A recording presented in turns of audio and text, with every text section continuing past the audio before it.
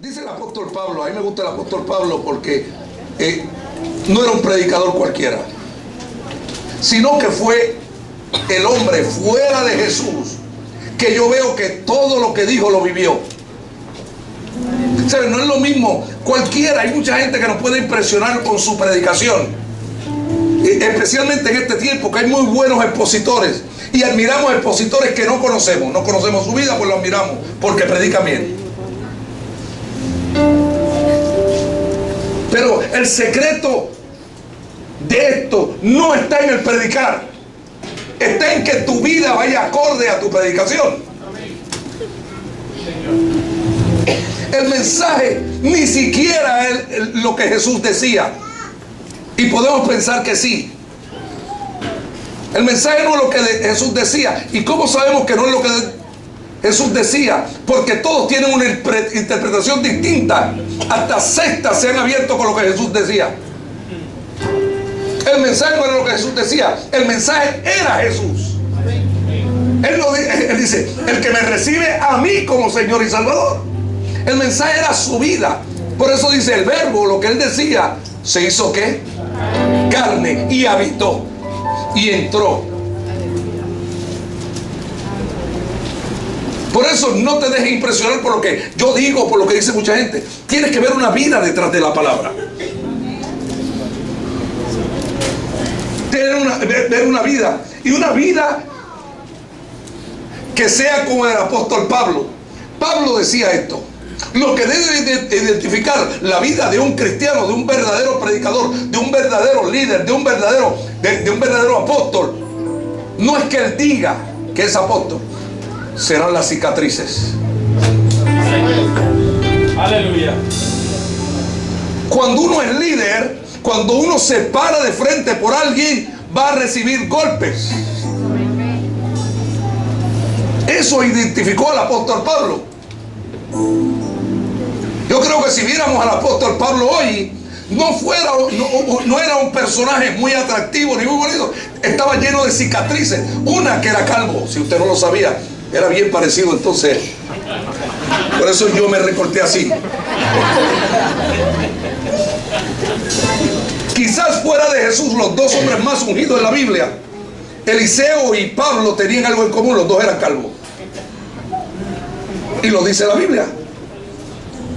Eliseo dice que unos jóvenes le gritaron: mira, calvo. Y dice que unos osos vinieron, y ¿lo dice o no lo dice? Y los desbarataron. Quizás es porque el aceite cae más fácil, que no parece brillantina. ¿Usted se acuerda? Aquí no hay nadie, pero había algunos. Antes se untaban alca. En plegote se hacían de brillantina y un gallito y para afuera. El Aranzi se acordó de su tiempo ahí. Dios mío. Cuando digo Nancy, estoy diciendo a su hermano también, porque se ríe en la otra esquina. Sí, porque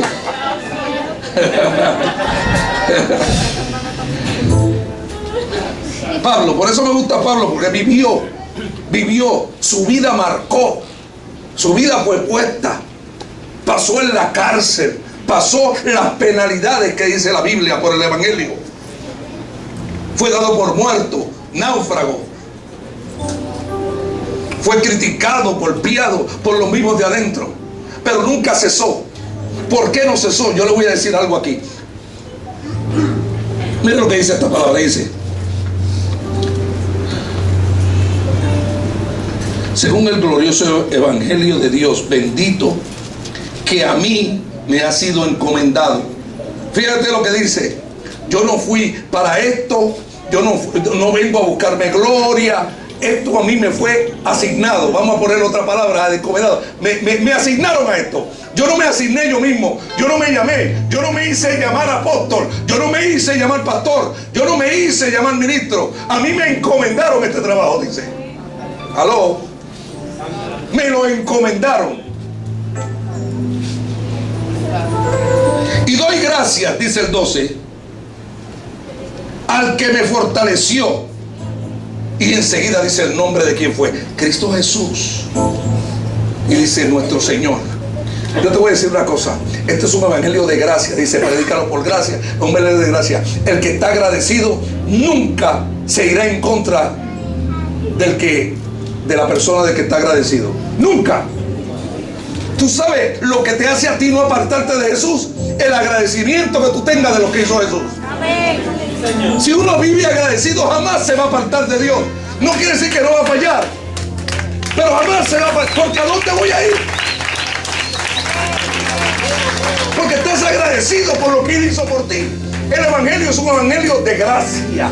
Gracia quiere decir de agradecimiento. Fue tanto lo que hiciste por mí, yo vivo agradecido. Por eso yo vivo agradecido del apóstol Pablo.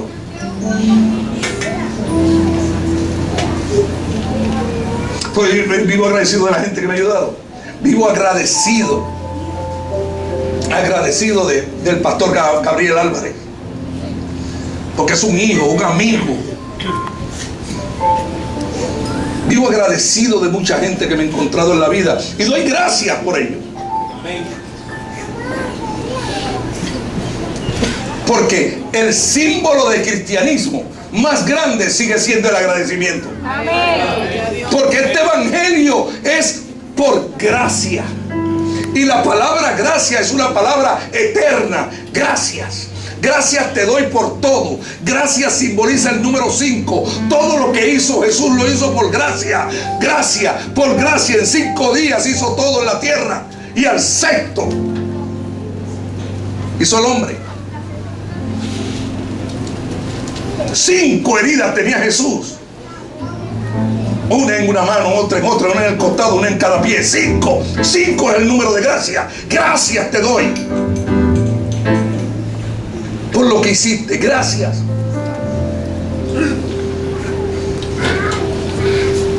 Los hijos deben ser agradecidos a sus padres. Gracias. Y dice Pablo, gracias doy a Dios por todo. Sigo estando agradecido a ti por la vida que me diste, por lo que has hecho por mí. Doy gracias al que por Cristo, mi Señor, porque me tuvo. Fíjate, Pablo recalca muy claro que él no se sentía tan fiel. Dice, al que me tuvo por fiel. Fíjate, al que me tuvo por fiel. ¿O usted cree que el Señor no sabía que David iba a fallar, pero lo tuvo por fiel? Lo tuvo por fiel. Yo no sé a ti, pero a mí me tuvo por fiel. Yo no sé, y lo digo muchas veces, no sé cómo escogió un hombre como yo para predicar el evangelio, pero me tuvo por fiel. Y eso, por eso doy gracias. Porque no estoy donde me merezco estar. Estoy porque Él me tuvo por fiel. Cuando me merecí el infierno, me abrió las puertas del cielo. ¿Usted sabe eso? Me las abrió.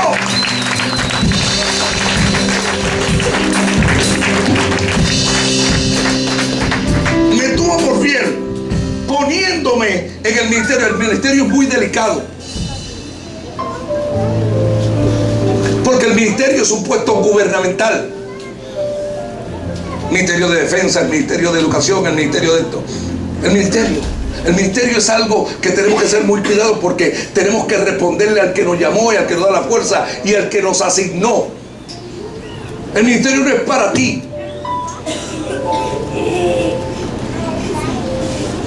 El ministerio es un puesto de confianza que Él nos da. Por eso todo el mundo dice, ay, mi ministerio, bien mini que esa.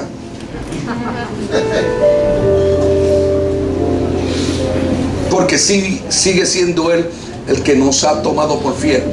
¿Y a quién Él toma por fiel? Aquel que dice, heme aquí.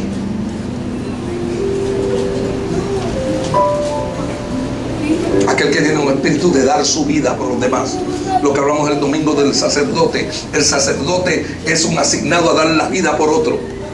El profeta viene de parte de Dios. El sacerdote se entrega a Dios por el pueblo.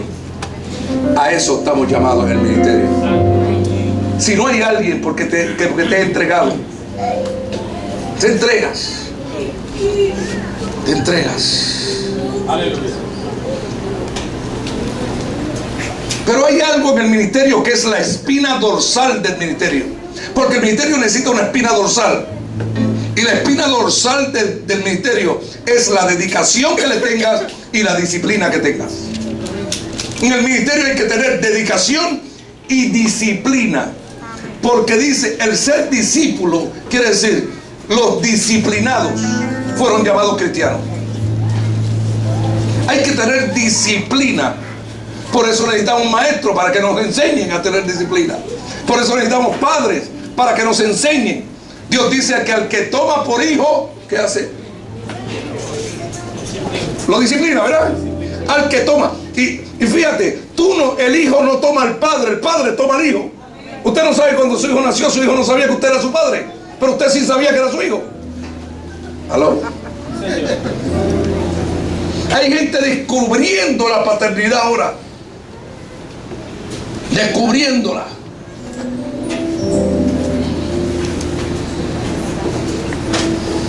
Por eso, para poder ejercer el ministerio y cumplir el propósito de Dios, a lo que Dios te ha llamado, tenemos que tener una cosa que se llama disciplina, dije, dedicación, y esto debe estar lleno de excelencia. Nunca le des una canción fúnebre a Dios, nunca le des migajas a Dios, nunca le des lo que te sobra a Dios, porque Dios no se merece sobras. Tenemos que entender que Jesús fue excelente desde que nació. Yo quiero decirte que esta mentalidad de que Jesús era pobre hay que sacarla de la mentalidad, porque nadie en que va, cuando vienen estos que llamamos nosotros reyes, no vienen con, usted piensa que vienen con una cajita, porque eso es lo que nos enseñan, una cajita de incienso, una cajita con una pepita de oro así. No, ellos venían, los reyes, ellos vinieron con caravanas y le trajeron a Jesús todo lo que necesitaba para cumplir el ministerio. Cuando nació, vinieron caravanas de camellos a traerle todo. ¿Cómo lo sabemos? Porque María se fue y se mudó sin trabajar. Y en ese tiempo también las cosas costaban, y tenía que comer y tenía que hacerlo todo. Ellos le trajeron todo a Jesús. Y sabemos, el que lee la Biblia, Dios nunca pidió nada migajas ni nada pobre. Jesús vestía de lino fino, vestía bien desde joven.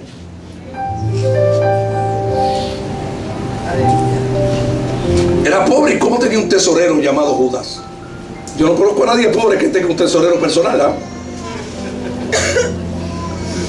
¿O usted cree que le iba pidiendo limosna? Dame para esto. Dice que tenía un tesorero. ¿Sabe por qué? Porque cuando Dios mandó a su hijo, mandó lo más excelente de él.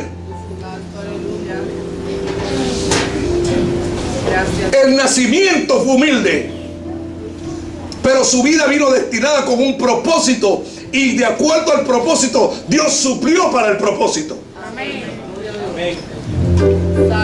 Quiere decir que cuando tú haces el propósito, Dios suple para el propósito. Amén. Cuando Dios no te puede llamar y no suplir para el propósito del que te ha llamado, si tú respondes. Él suple para el propósito. Suple. Y tenemos que entender que Dios, uno de sus nombres es el suplidor. Y Él te hace ver bien claro: yo soy el dueño del oro y la plata. Él te hace ver, si tú me respondes, yo me voy a hacer cargo de ti. Yo no veo a nadie en la Biblia. Yo veo que Dios llamó a Abraham y lo hizo millonario. Pero el dinero nunca fue el Dios de Abraham. Fíjense la diferencia. Nunca dejó a Dios por el dinero. Nunca se dice fue a comprar la casa más grande que había. Nunca se conoció la casa de Abraham como la más grande y la más potestó. No.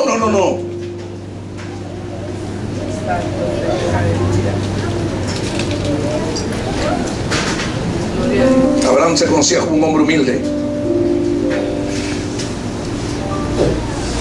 un hombre dador, que puso su vida por su familia. Santo, gloria a Dios. David no fue pobre, pero nunca puso el dinero ante que Dios. Nunca. Porque sabían que si tú ponías algo ante que Dios, se convertiría en tu ídolo.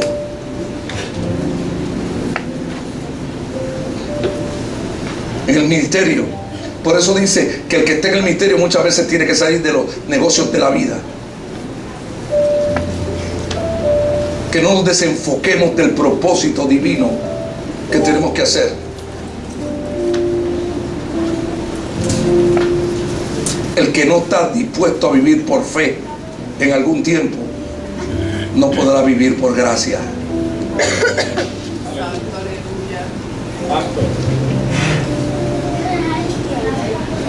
Gracias, Señor.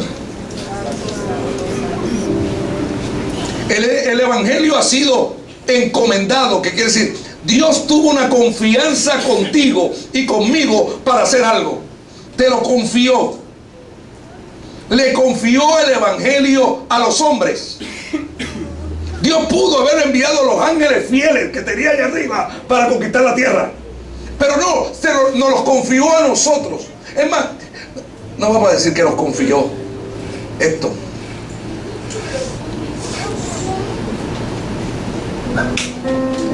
Usted le pondría a su hijo en la mano a gente que no conoce. Él lo hizo.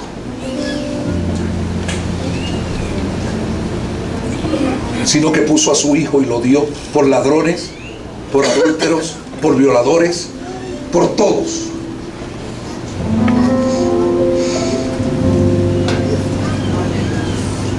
Y nos confió esto.